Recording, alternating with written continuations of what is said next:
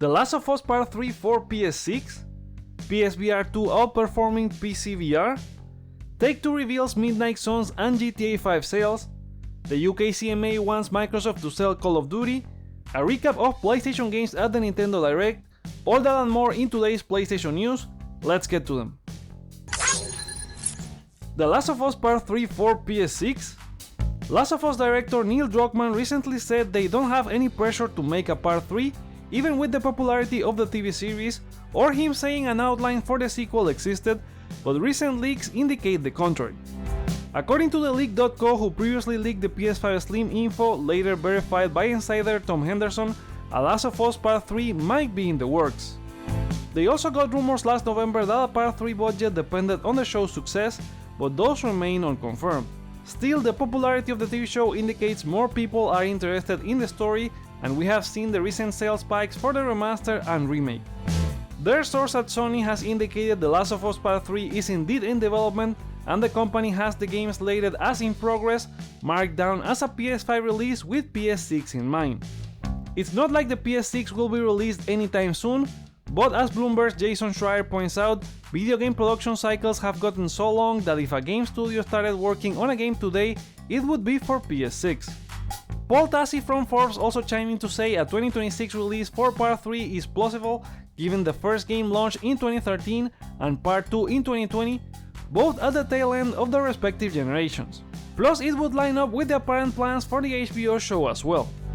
Troy Baker, who plays Joel in the games, has expressed he is interested in returning despite the fate of his character in Part 2. In a recent interview with comicbook.com, the actor said that he has no idea if Part 3 is happening, but if Neil has a story he wants to tell and wants him to be a part of it in any way, he would absolutely follow him. Are you hoping we'll get a Part 3 for The Last of Us?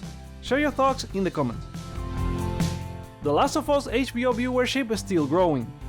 In related news, The Last of Us TV show keeps growing for the third week since its premiere, as it drew 7.5 million viewers according to Nielsen and HBO. That number is a 17% increase over the show's third episode, which had 6.4 million, and a staggering 60% increase over the premiere. Episode 4 was fantastic, with probably the closest we have been to the source, since they always mix in some changes. Episode 5 will air on Friday at the usual time slot to avoid the big game weekend. What are your thoughts about Episode 4? Let us know in the comments, but keep it spoiler free for anyone who hasn't watched yet. PSVR 2 outperforming PCVR? There's more news about PSVR 2 as we fast approach its February 22 release. Pavlov VR is an FPS set to debut with the device on that date, and its developer Bankrupt Games has indicated the PS5 port is running 10% better than its PC counterpart in a 3090 Ti setup. This all comes from a conversation in their own Discord server, where they explained it probably runs better due to being a dedicated console where rendering is more efficient. We'll have to wait and see how the game does on PSVR 2, but it's good to see developers happy with the hardware. In the meantime, there's a video here on the channel telling you everything you need to know about PSVR 2 before launch, including specs, price, bundles, and games. However, Sony revealed an ultimate FAQ on the device this Monday after the publishing of that video, revealing that there are over 100 games currently in development for PSVR 2, a TV won't be required to play after the first setup, and that PSVR 2 Sense controllers will not be sold separately at this time. It also tells how much space you would need in the 3 different setups, with 2x2 meters for room scale and 1x1 meter for sitting and standing modes respectively. What's your hype level for PSVR 2 just a couple of weeks away from launch? Let us know in the comments. Take-Two reveals Midnight Suns and GTA 5 sales. Take-Two's latest financial report has revealed new sales numbers for GTA 5, Red Dead Redemption, and not so good results for Marvel's Midnight Suns. Grand Theft Auto 5 has reached a total of 175 million copies sold across all the platforms it has been released on, while Red Dead Redemption 2 on the other side gathered over 50 million units, numbers that didn't save the next-gen patch from being cancelled or the company from needing to cut 50 million, which will sadly result in people fired. As for Midnight Suns, Take-Two boss Stross Zelnick revealed in an interview with Bloomberg's Jason Schreier that the game was a commercial flop despite a critical success. He believes it's possible the release window wasn't perfect, but thinks it could have a long tail like other games from the studio. That's 2 games released in December that have not performed as expected, with the other being the Callisto Protocol. As for upcoming games, the publisher expects to launch 87 titles between its fiscal year 2023 and 2025. One of those games is Judas by Bioshock creator Ken Levine, which was revealed at the Game Awards last year. The previously leaked GTA 6 may or may not be among those 87 titles to be released before 2025, and as per user New Leak CTAs on Twitter, it appears Rockstar has finished the game and is just polishing it for the final stages before launch. That led people online to believe the game's release date could be announced later this year and launch in 2024, and previously insider Tom Henderson predicted a 2023 reveal with a 2024 or 2025 release as well. What do you think about this news from Take-Two? Did you play Marvel Midnight Suns? Are you hoping for a Grand Theft Auto announcement? Discuss in the comments down below. The UK CMA wants Microsoft to sell Call of Duty. The UK CMA has published its provisional investigation into the Microsoft-Activision merger, and they found the deal is bad for gamers. According to the organization, the merger could reduce competition and quote-unquote result in higher prices, fewer choices, or less innovation for UK gamers. They are worried that Activision franchises including Call of Duty are too big and influential in the console and especially cloud gaming market, which would give Microsoft an edge in the future. The organization reviewed about 3 million internal documents from both Microsoft and Activision, plus independent surveys of UK gamers, and evidence from game publisher, console, and cloud gaming providers. One survey in particular indicated that 89% of PS5 players chose the console because of the availability of one or more games. Out of those, 73% chose it for Call of Duty, 69% for exclusives like God of War, The Last of Us, Spider-Man, and Ghost of Tsushima, while others also cited GTA 5, Assassin's Creed, or Star Wars. They determined that Xbox and PlayStation compete closely with each other at present, and access to the most important content like Call of Duty is an important part of that competition. Reducing this competition between Microsoft and Sony could result in all gamers seeing higher prices, reduced range, lower quality, and worse service in gaming consoles over time. Their proposal for the deal to happen is to partially divest the company after the acquisition, either sell off the Call of Duty brand, sell off the Activision segment, or sell both Activision and Blizzard segments. It's like they took very seriously the fact that Microsoft previously said they only wanted King to get into the mobile market, and the UK CMA is proposing to just buy that. Jokes aside, while this scenario certainly presents additional challenges Microsoft was expecting, it doesn't mean the deal is completely off. The UK CMA would also consider any practicable remedies proposed by Microsoft or any interested third party, which they would receive until February 22nd, to continue deliberating before their final say on April 26. Microsoft replied to this by reiterating the 100% equal access they offer to Sony, with 10 years of parity on content, pricing, features, and playability. Sony didn't make a comment, but you would guess they are happy with the result and would probably push for one of the proposals from the CMA. We'll see what happens later.